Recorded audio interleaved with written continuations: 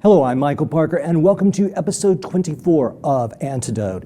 Today we're going to be talking about creativity and the power of being creative in the 21st century. Our guest today is Barnet Bain. He is an award-winning filmmaker, he is a broadcaster, he is a creativity expert, and he is joining us via Skype from, I believe, Toronto, Canada today. Barnet, welcome to Antidote. It's a pleasure to be here with you and our listeners. Well, thank you for coming on. A lot of people will know you from your work as a filmmaker, of course, with films like What Dreams May Come, which I believe won an Oscar, did it not? I'm sorry, you just cut out. Okay, I'll repeat that question then. One of the ways that you're best known is your film What Dreams May Come, and I believe that was an Oscar winner, correct? It was indeed an Oscar winner, yeah. And you've had a pretty good run. You had an Emmy-Award nominated film, which was Homeless to Harvard. And one of the things that interests me about your work is you feel called to do these more humane type of films in a business that sometimes you might have been perhaps rewarded better to make just an action film or something. Why do you do what you do? Well, you know, I think I can only do what interests me. It takes a lot of focus, a lot of attention, and a lot of time to make a film. And so I'm drawn to what it is that will occupy my passions and my interests over the long haul. And it seems it is always these stories about who we really are to each other, who we really are to ourselves. Those are the ones that call to me. I understand. Right now you're working on a film, I believe, which is based upon a book by Eckhart Tolle. Yeah. And the film is Milton's Secret? That's correct. Yeah. It's a story about a 12-year-old boy who takes on the behaviors, mostly the neurotic behaviors, of his caregivers. And it's starring Donald Sutherland and Michelle Rodriguez. And I'm very excited about the story. I'm very excited about sharing this kind of a story with people. It seems like it's a very timely subject as well, because I think that the young boy experiences some bullying at school. He experiences some bullying at school, and in fact, his parents, it doesn't quite look like bullying, but they live in a world where they sort of feel like that they are powerless around other people and around governments and in the way things are going in the world, and they sort of feel that they don't have any power anymore. So in a way, it's about how we feel at the effect of others and the kinds of stories that we tell ourselves about our place in the world and how much power we do or we do not have, and how those feelings and beliefs are passed from amongst each other and certainly to our children. Creativity is one way that you describe, and a primary way for us to escape the bonds of those feelings of powerlessness. Yep. You look at some people and they might say, but Barnet, I'm not a creative person. Look at you, you're a filmmaker and you're an artist, but I'm an accountant or something like that. But that's not necessarily true. We're all creative, is that right? Well, in my view, it's not in the least bit true. Every thought, every feeling, every emotion, every choice, every decision, every attitude, we all have those. Every one of them is a creative act. And when we understand that, and we can come to learn how to work with that, and how to have more and more empowered choice around each of those states, when we understand that, then we begin to tap into the higher octave, the real deal when it comes to creativity. Creativity is not just about making films or writing songs or doing dances, making symphonies or circuses. That's one expression of it. But the really big game of creativity is how we approach our lives and our relationships. And do we do it out of a certain kind of set point, a certain kind of set of default behaviors? We find ourselves going over and over, round and round the same course, the same kinds of things all of the time? Or can we begin to discover ourselves exploring new ground in the way we show up at work, show up in our relationships? That's the big game of creativity. Breaking free of conditioning and routine. Yes, absolutely, absolutely. When artists, that's the showy part. It looks a little glamorous.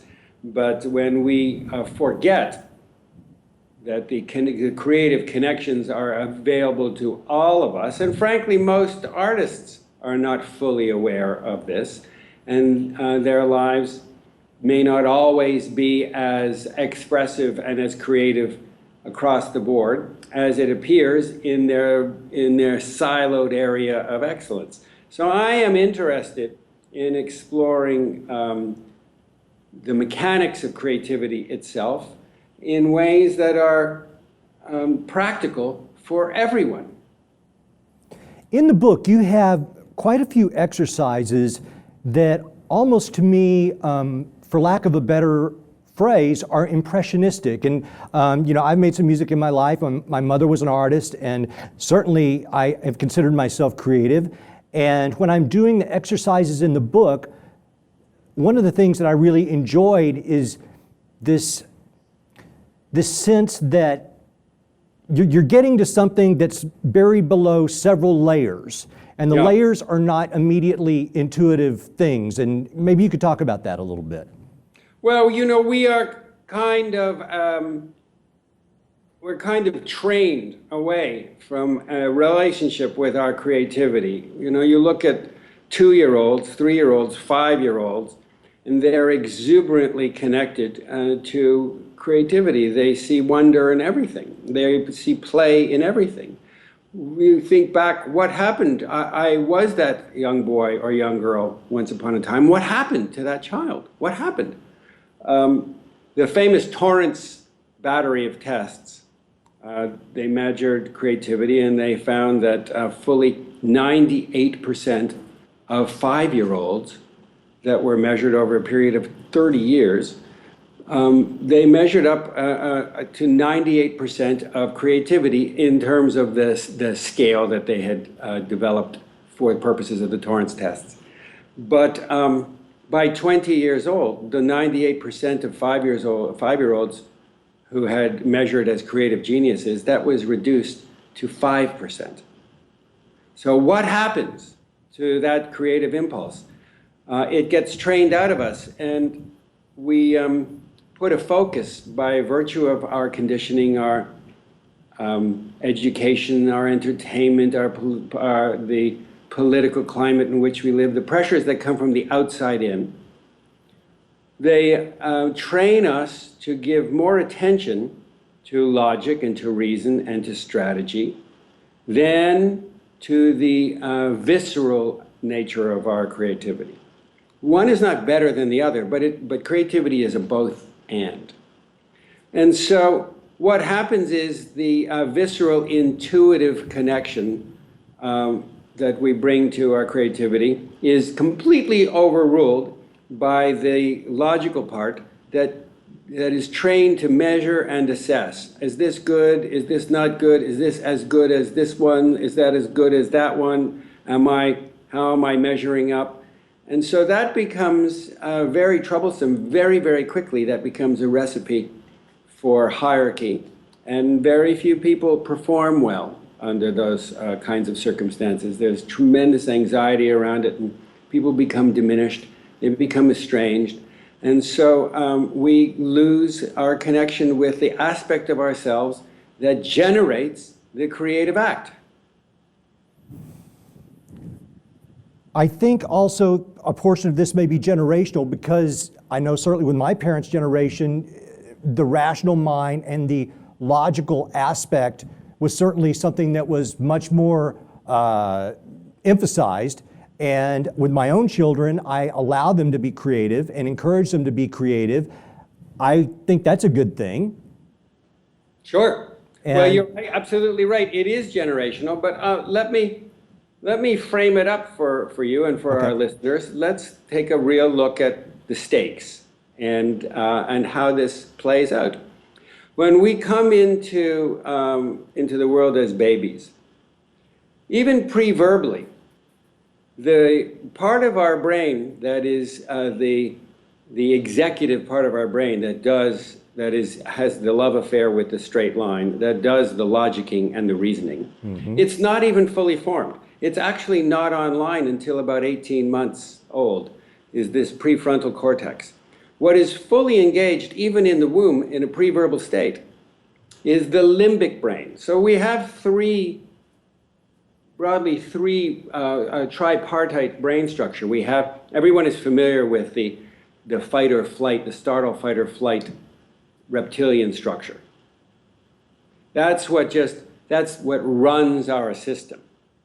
But then we have another brain called the limbic brain, and that brain is entirely visceral. It does not process anything in terms of logic, anything in terms of reason.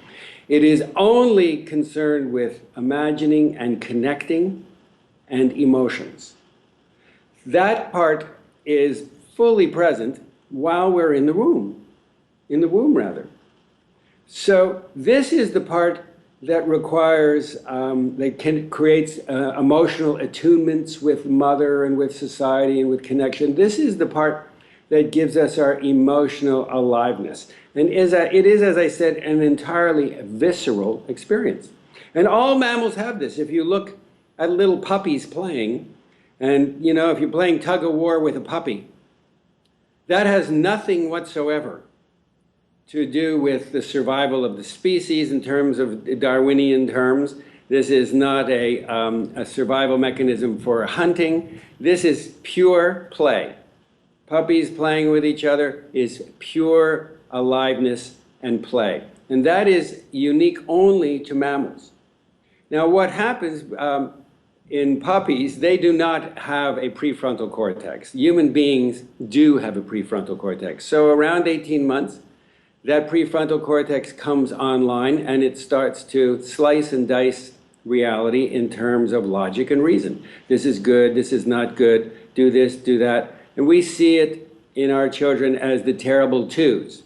No, no, no, no. You start to individuate, you start to assess things in terms of the intellect.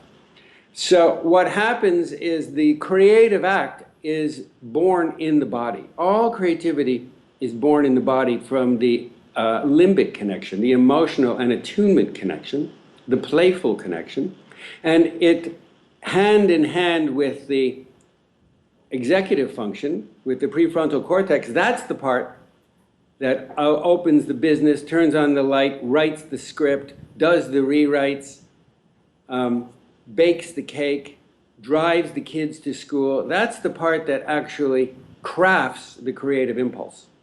So unless both of them are present, you don't have a fully fledged creative life. And because we as a society give a much, much more attention to the executive function, to learning to read and to write. If you just take a look now at what happens in our schools across the country, because we have lots of stresses, understandable, we have all sorts of economic stressors. And the first thing that gets cut is the arts program, the music program, the drama program, precisely the kinds of programs that respond to the our limbic nature, the part of our brain function that makes us human. We go from, instead of the humanities, we go to the strategies part. It's not because anybody's doing anything bad or wrong, but we do have a disposition to honor the computational abilities, the logical and reasonable abilities of human beings. We value them over the emotional attunement. And so this, in my view, is it's a tragedy, and it's also a crisis. I understand, and I agree. When I was reading the book, one of the first, early in the book, you tell a story that struck me very deeply. And when we're talking about this intangible energy and connectivity that we all have as human beings, you tell a story about being in a coffee shop and a gentleman comes down from Seattle. Can you tell that story? Because Sure. I was in a store not too far from my house, and I was at the checkout, and there was a man, and he was with his wife, who was buying some beach pails, plastic beach pails.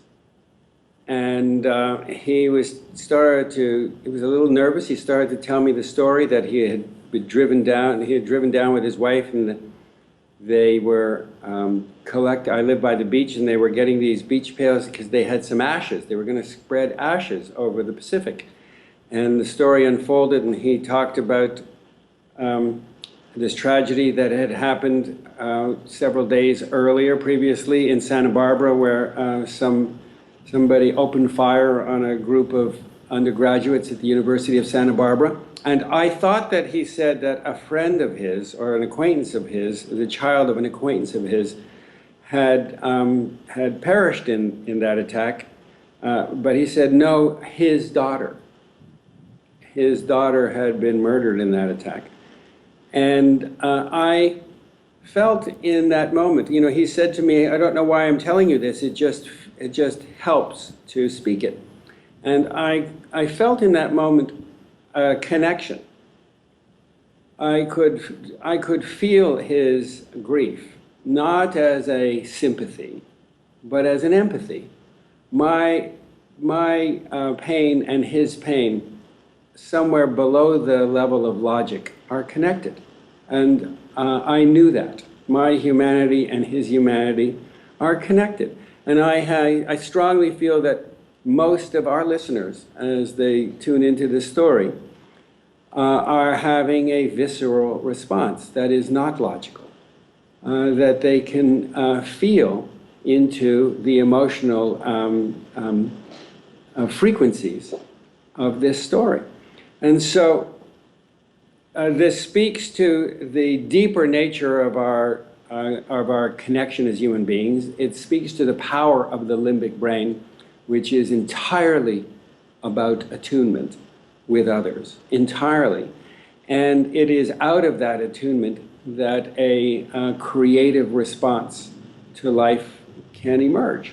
When we give it over entirely to the strategist that slices and dices, we lose the connection. We lose a sense of our humanity. The first thing to go is our sense of our own humanity, a sense of our own creative response to life. The first casualty is that. The first thing that comes up is, I don't have a creative bone in my body. As sad as that is, the bigger issue here is not whether you think you're capable of baking a cake or or writing a poem. That is only the surface of that is only one form of creative expression. The more serious casualty of that statement is that it alienates you from your sense of connection to others. So it is people that, to the degree that one says, I have no creative mojo, is the degree to which somebody would feel less responsive to the story that we just shared. When I read that story, it reached out of the pages and I felt it, and it was very powerful to me, and I will probably never forget it. Which, like you say, speaks to a illogical yet clearly existent connectivity that we all have, and it's very, very powerful.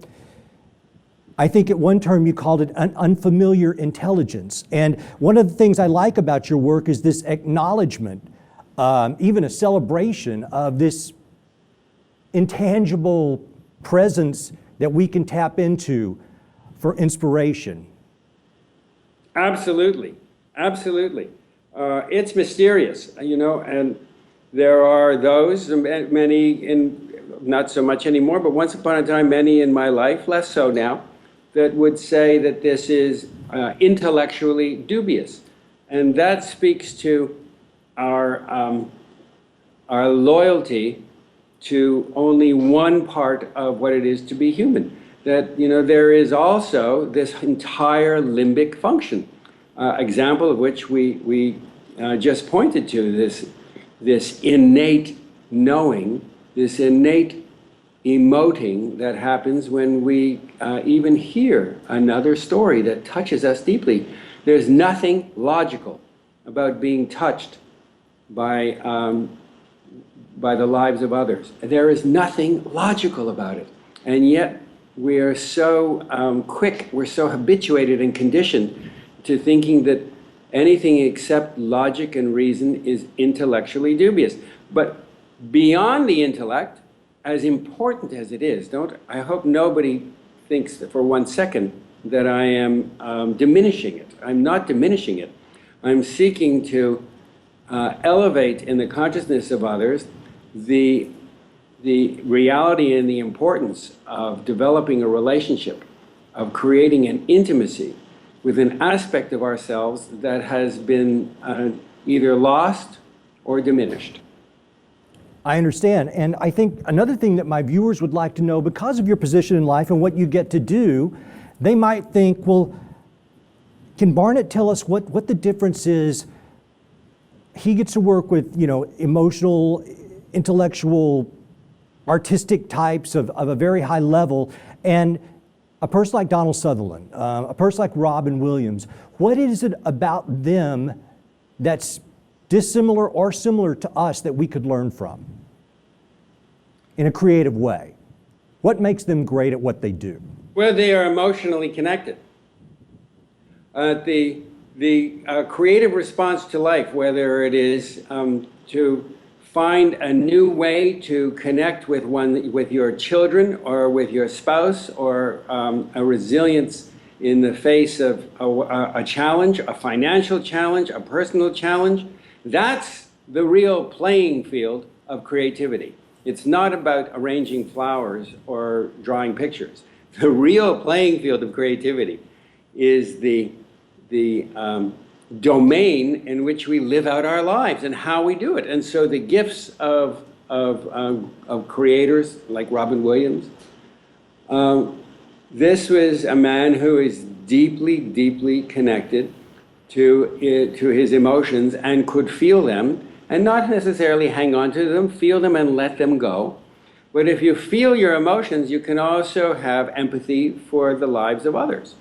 And the secret of creativity is that it belies at if emotions are a well, then creativity lies at the bottom of the well of emotion. You will not think your way to a creative idea. That's an interesting thought, but that's true. And many of the innovation never came out of a brainstorm. The only thing that comes out of a brainstorm is, as attractive as the term may seem, is the moving around of furniture. You're just moving around the surface of things. Innovation, I'll give you an example. At the end of the Second World War in Japan, there was something called the Quality Revolution.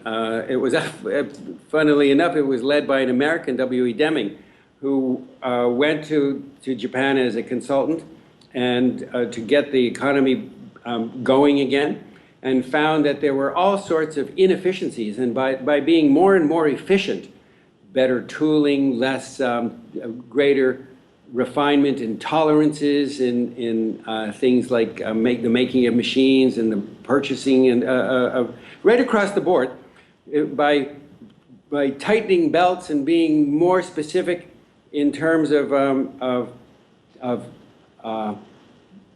refining processes, that there would be great savings and there would be great improvements to the quality of the products that were being merchandised and manufactured. And this was true.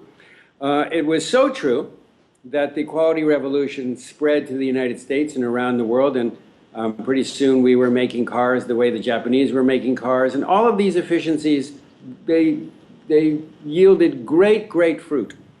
But essentially it was not an innovation. There was not an innovative practice. It wasn't an innovation as much as it was a up-leveling of that which was already known. Innovation is not about belt tightening.